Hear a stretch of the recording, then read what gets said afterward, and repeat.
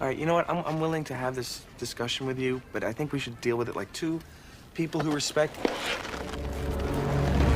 I wanted junks. Okay. Right now, I'm kind of like a powder keg, and you're the match. If you tell me to junk it one more time... Junk it now! You got that?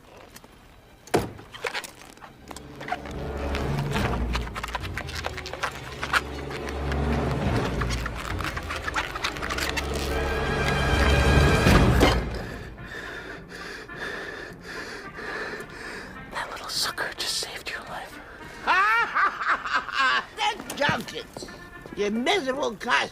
Mystery Men is a 1999 American superhero comedy directed by Kinka Usher, starring Hank Azaria, Claire Forlani, Janine Garofalo, Eddie Izzard, Greg Kinnear, William H. Macy, Kel Mitchell, Lena Olin, Paul Rubens, Jeffrey Rush, Tom Waits, and Ben Stiller. Let's take a quick look. In a place called Champion City, the forces of good and evil Captain Amazing. What a surprise. are about to collide. Well, we've always been each other's greatest nemesis. Nemesis. Nemesis. Now, with the city's one true hero missing, Captain Amazing is in danger. Kaboom. who will step forward You again. Wannabes. to answer the call of justice? Don't mess with the volcano, my man, because I will go Pompeii on your butt. Oh, golly. They've been waiting for this moment The city's in peril, Lucille. all of their lives. Butch needs his vest back. Well, it's my vest, too. I bought it for him. But now that their time has come, I'm a superhero too. What's his power? Excuse me. they're going to need all the help they can get. We gotta find a lot of superheroes really quickly. State your name and power. PMS Avenger. I only work 4 days a month. Is there a problem with that? No. No, I am the Waffler. Waffle Man! Am I too late to try out? Sorry. You're in. Wow, my first mission and we're gonna rescue Captain Amazing. Here we go! Universal Pictures presents We need to talk about your plans. I'm going to kill you. Right, that's the part that really doesn't work for me. a new league of heroes that step to a different beat. Well, I am a ticking time bomb of fury. I don't find you threatening. At all.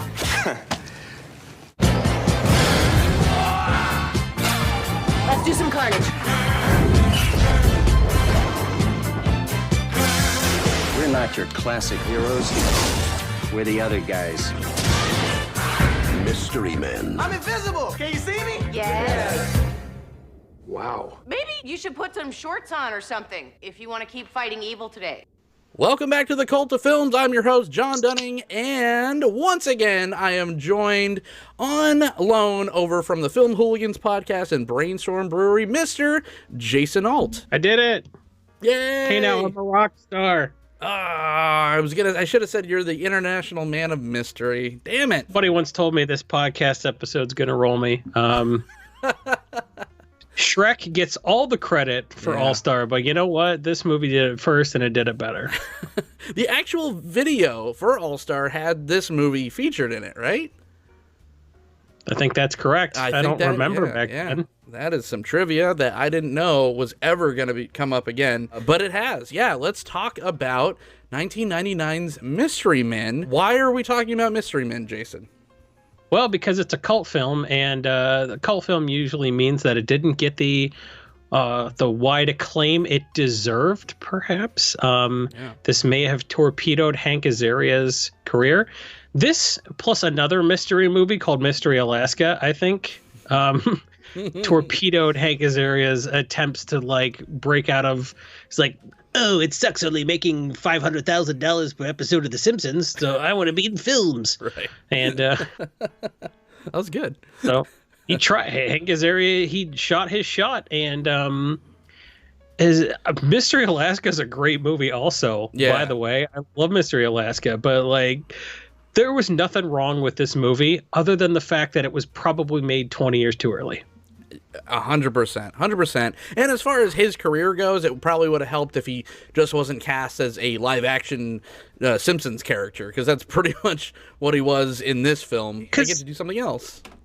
Well, it was like, yeah, do a voice, right? Yeah. Like, they're like, do a voice. Every even America's Sweethearts, they didn't need him to do a voice. He's like, what if he talked like this? My penis is bigger than coins. Like, you don't have... Yeah. Come on, man.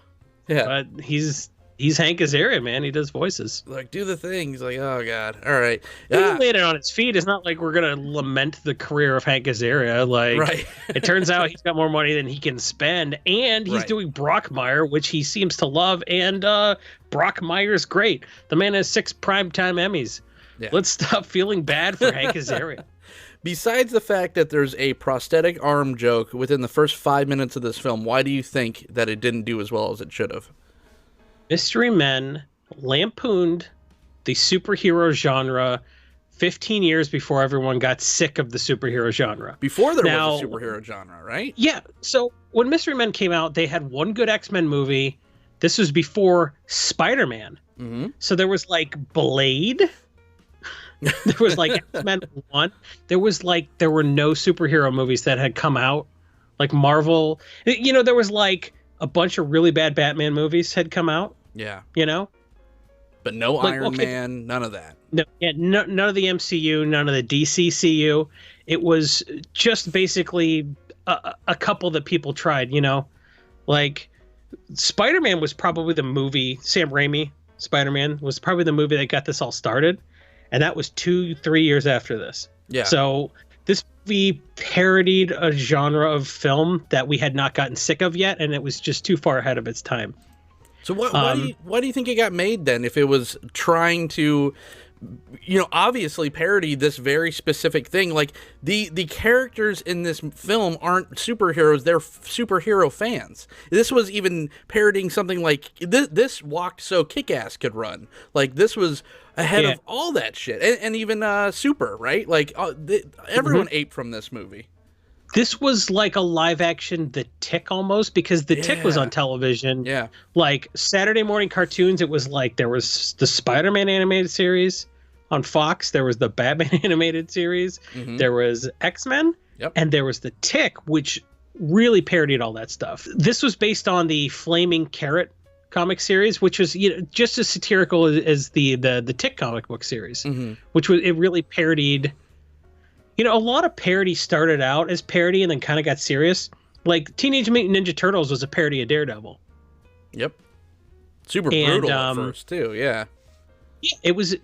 Ninja Turtles was totally making fun of how dumb Daredevil was. They're like, oh, the ooze got in his eyes, but it also got on some turtles.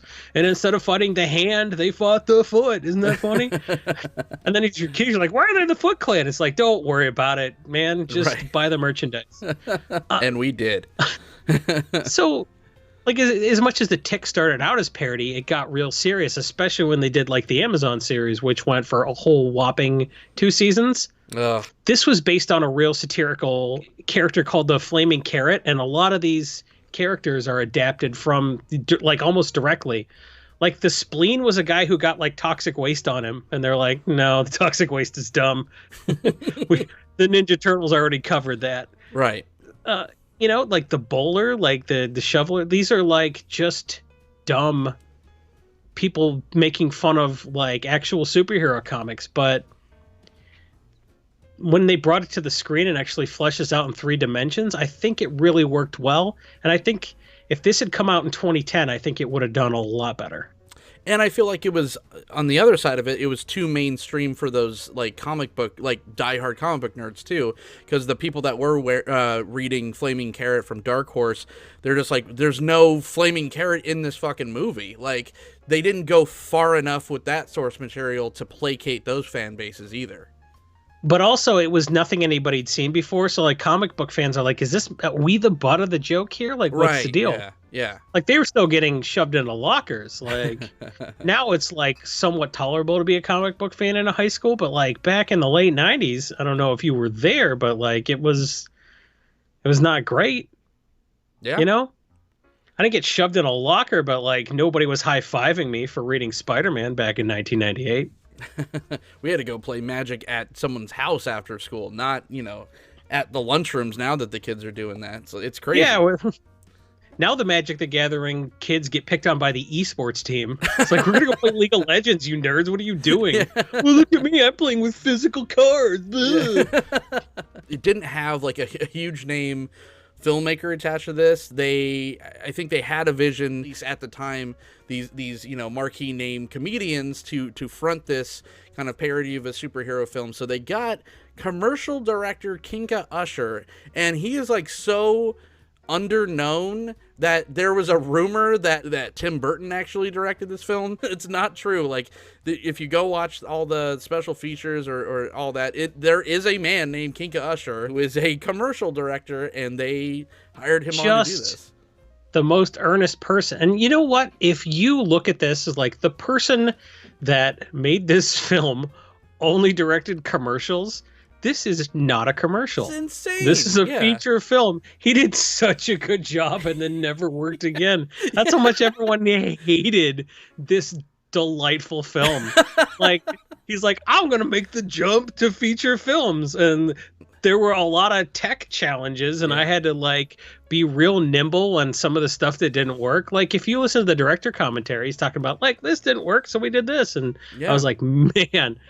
And this guy has nothing bad to say about anybody he worked with. He's like, I love this person. There's Doug Jones. I gave Doug Jones a cameo. Yeah. Even though Doug Jones doesn't need a bone thrown to him, the man's 7 feet tall. He's in every movie where you need a tall person. Right. He's like, whatever. I like Doug Jones when we worked on commercials, so I put him in here. Dane Cook showed up on screen, and Kinka Usher's like, I don't remember this guy's name, but he was the Waffler. I was like, Dane Cook is the most famous comedian in America when you make this movie. Yeah. And he's like, oh, I don't remember his name. I just thought that was just so funny. He's like, he's putting out all these obscure people's like, that guy's named Tim. We made a commercial together. It's like, Dane Cook, don't recall his name. Yeah. It's just the director commentary is just so earnest and good, and some of the stuff he says is like, here's how we worked through this challenge. I'm like, that's insane for a guy who's never made a movie before to figure out. And also just like, well, never worked again.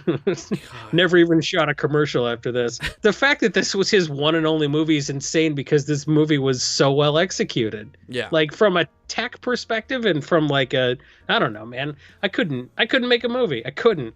And this guy's just like, oh, I did a couple commercials. Let me make a. It's like, oh, I've made license plates in prison. Let me like design an engine. It just doesn't make any sense to me why he did such a good job. Yeah. He just there were so many egos. Like, all the comedians, of course, wanted more screen time, more time to shine. So they were just like constantly like going up to him and be like, I need this expanded. And then he was just like, you know what? I have all this talent. I'm just going to let them like improv. So a lot of this movie is improv, which is a smart choice, but you just feel for him, because he's like just trying to shoot a thing, and they're just like constantly just like, you don't know what you're doing, so we're just going to keep fucking with you and just keep making this just like a horrible experience. But he didn't really feel like he had the clout to just tell people off. So he's like, every day, Kel Mitchell told me he didn't want to do nude because he was on Nickelodeon, and Nickelodeon's gonna be like, you had your dong out, but he's like, you're not gonna see your dong, you're gonna cover your dong, so don't worry about son. 2 hands. Yeah. Janine Garofalo made a joke about how big your dick was, but I don't think anyone on Nickelodeon's gonna care that you have a big dick. It'll probably be fine. And he's like, oh, I don't want to do it. And it's just like, well, you're the invisible guy, you got to be naked, I don't know what to tell you. So he was just, at the same time, he's like, they all pushed him around, but at the same time they really didn't, because he's like, Kel Mitchell came up to me every day and said he didn't want to get his dick out, and then he got his dick out because I told him to. The end. It's just sort of like, it's just so crazy. It's like, yep, I was the first time director. They all beat me up, but like ultimately they did what I wanted anyway, because it like it's like, well, if I never direct again. It was so bizarre, because they gave them a ton of money to do this, like $68 million to do this. It made only half its budget back at $33 million, but they did like a bunch of test screenings, and the audience in the studio loved it. Like, they all thought that they had like a sure thing, and no one just understood why it just completely farted out at the box office as fast as it did. Like, this was built for speed. Like, they had the right money. The costumes were incredible. Like you said, the special effects, some of it they had to go back and I don't remember. There was like some kind of story with Jeffrey Rush's like death scene where it looks all weird. Also, like Greg Kinnear's like melting thing where the special effects department had a certain thing and it looked really good, but then they ran out of money or something, so they only gave him like half of the work. But so this was July 99. This came out. American Pie came out the week before, and Eyes Wide Shut came out. Or no, American Pie came out 2 weeks before, so it was still in theaters. Yeah. Muppets from Space was still in theaters. Eyes Wide Shut was still in theaters. And after this, Blair Witch Project came out. So, like, that July was a little bit packed. Yeah, yeah. The Haunting, Drop Dead Gorgeous, Thomas Crown Affair, Deep Blue Sea, Runaway Bride, Summer of Sam. Jesus. Yeah. Yeah. The So entire year was packed. That yeah. summer was pretty slammed. Yeah. So, like, you can imagine, like, yeah, I mean, it was good, but, like, you're a comedy and people are still talking about American Pie. Right. And then Blair Witch Project and Eyes Wide Shut are out the week after you. So it's like, or Eyes Wide Shut was the week before, and Blair Witch was the week after. So, right. I mean, between American Pie and Blair Witch Project, they're just going to suck all the oxygen out of the box office that summer. Sure. So before we get too far into it, what is Mystery Men about? It's about mystery men. You don't find out till later, right? There are a bunch of ragtag, like, screw-ups who are, like, super into the superhero aesthetic, but aren't really talented. They are not superheroes because they don't have any superpowers for the most part, right? Right. So it mostly centers around these three guys who are, like, best friends. It's Mr. Furious, played by Ben Stiller. It's the Shoveler, played by William H. Macy. And the Blue Raja, played by Hank Azaria. So they're all just kind of screw-ups, right? Because they don't have any superpowers. They just have earnestness, and that doesn't really do much. The movie starts out, there's a nursing home, and then these groups called the Red Eyes show up, and they start robbing everybody. Led by Artie Lang. Yeah. Artie Lang, yeah. Back when with his original nose. Right. And so they show up and they get the shit kicked out of them. And then Captain Amazing, played by Greg Kinnear, shows up and saves the day. And they're like, wow, Captain Amazing's awesome.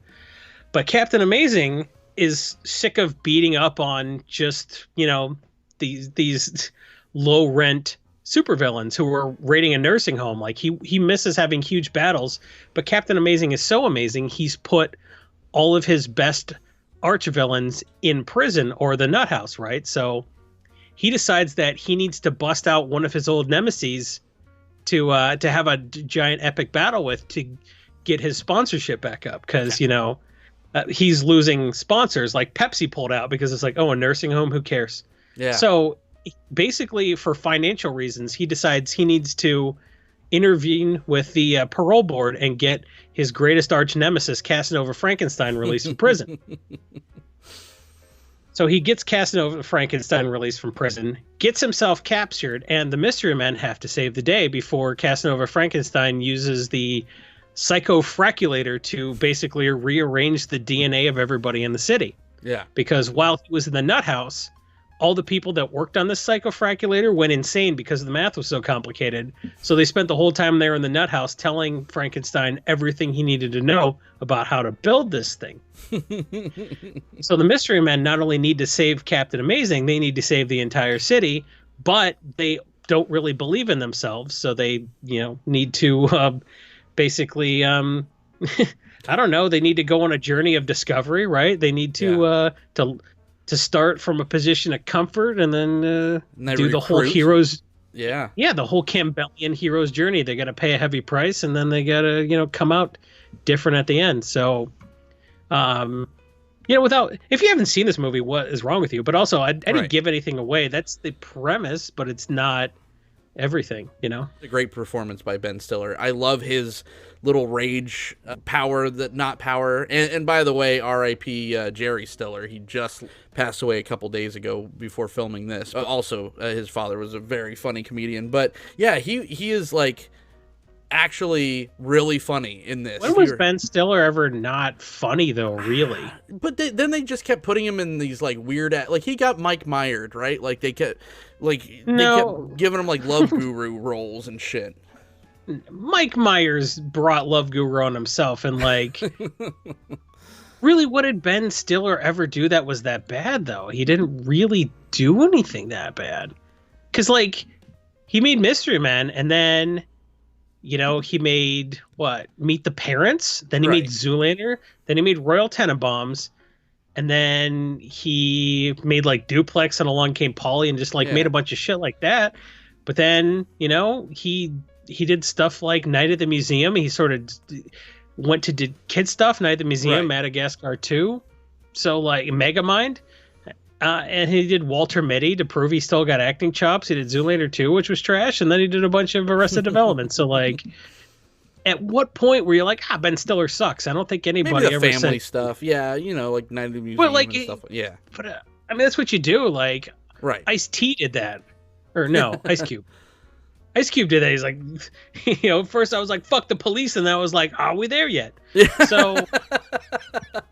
Yeah. Totally. Everybody does the family stuff. Eddie Murphy did the family stuff for a while. So like. Sure. That's fair. Ben Stiller was the best part of Night at the Museum. So. It was a movie with a live Robin Williams in it. Oh. William H. Macy plays William H. Macy role. Jane Garofalo's kind of the same thing, but that's the endearing part of these characters. Like Paul Rubens, they all kind of play ramped up, satirized versions of theirselves, which just works so well. Like Janine Garofalo plays like this you know, like brooding emo chick with daddy issues, and it's just like. Who better to play a role like that? And she just does it so well. Jeffrey Rush was probably just like a diamond in the rough back then. They probably didn't even realize like they had Jeffrey Rush in this kind of film, because he like elevates this silly, you know, Casanova Frankenstein role quite high. Greg Kinnear again was probably, you know, on top of his game. Tom Waits, like most movies except, you know, Domino, with Tom Waits in it is fantastic. So Claire Forlani even. I mean, Greg Kinnear was right off of As Good as It Gets. And what was Claire Forlani off of, like Mallrats? Meet Joe Black? Oh, yeah, she was in Meet Joe Black. No, she had a good She was in an interminable 10-minute scene where they kept looking back at each other. You're like, are they going to look at each other? And then he gets hit by 40 cars. Yeah, that was great. Yeah. She was in that one movie with Ryan Phillippe and Rachel Lee Cook. No, but this was peak Greg Kinnear, I think, right? Yeah. Like, did he ever have a better run than, like, As Good as It Gets, You've Got Mail, Mystery Men, and then, what, Loser? No, yeah, it was great, and he was great in this. It's just, like, if you are a fan of Ben Stiller, like, this is like Dodgeball-esque performance. He's really great in this. I think what Ben Stiller brought to it was sort of like, I'm just going to go. And then I think Kinka Usher had the presence of mind to be like, but I've got a script. He was just like, you know what? I'm working with comedians. Because you don't improv on a commercial shoot. Right, yeah. Right? This guy had the balls to be like, yeah, I'm just going to see what Ben Stiller does with this. And he's like, I'm going to elbow drop the windshield on the car. And he did, and he broke the windshield, and they lost half a day of shooting, and they had to bring in a different windshield for him to elbow drop. So he's sort of like, that happened. I let Ben Stiller do a thing, and he ruined half a day, and it was fine. And then he tried really hard to get the hood ornament off. Just letting, when you're working with a ton of funny people, letting them all go, I think was I mean, even Wes Studi was funny in this movie. When's Wes Studi ever been funny? Yeah, Captain Conundrum. Yeah, it was edited really well too. Like, it had that. See, this is another reason. I have a hypothesis on another reason why this film didn't work. It had that Jerry Bruckheimer Batman lighting scheme a little bit, and people just were so just grossed out from that still that because it was help. Parodying Batman Forever. Right. Like, the whole cityscape was a parody of Batman Forever, but I don't think people got that. Right. They're just like, oh, it's this shit again? Yeah. Yeah, absolutely. Yeah, it's unfortunate. Like, thinking about the legacy of this film is like you said, if this was made tomorrow, this would make tens of millions of dollars, I think, because it's just right now is the time to make a film like this, right after, Endgame and Infinity War and all that stuff, after we've seen the giant spectacle, even after now, Star Wars is in a weird hangover phase where these type of films would just kill, but it was just, for whatever reason, it was made back in 99 before it was supposed to. And would you be interested to see a sequel to this, maybe, now that the kind of like the time is right for it? Maybe a reboot more than a sequel. I think you could still get a lot of these actors though, but I don't think that's necessary. I think if you were to reboot the concept of like the parody of the superhero movie, but not like not another teen movie parody, which and not they like did. Kick-Ass, right? This Kick-Ass was like Kick-Ass and The Boys and stuff like that. I think is working right now because everyone's sick of the other stuff. Exactly. But this is like an all ages zany type movie. If you made something PG-13 that like everyone could appreciate, I think it's good.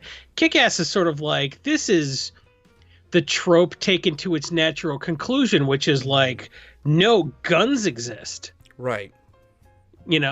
People get shot in the face.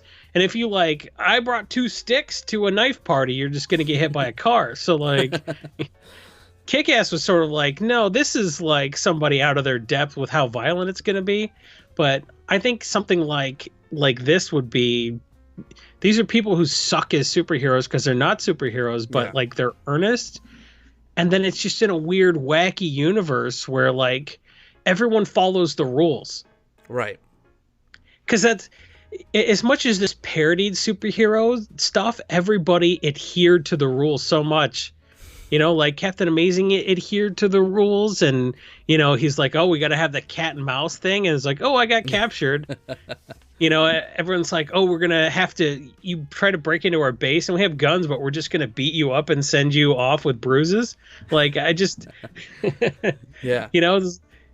I just really think it's really funny how everybody's like, this is the paradigm we're stuck in, and we are forced to do what's the next thing within this paradigm, versus anybody even thinking is like, why don't we just kill their families? No one ever considered anything like that, because that's just not what you do. Yeah. So as much as this was a parody, it stuck to the rules of those universes so well that I think it really worked well within that genre.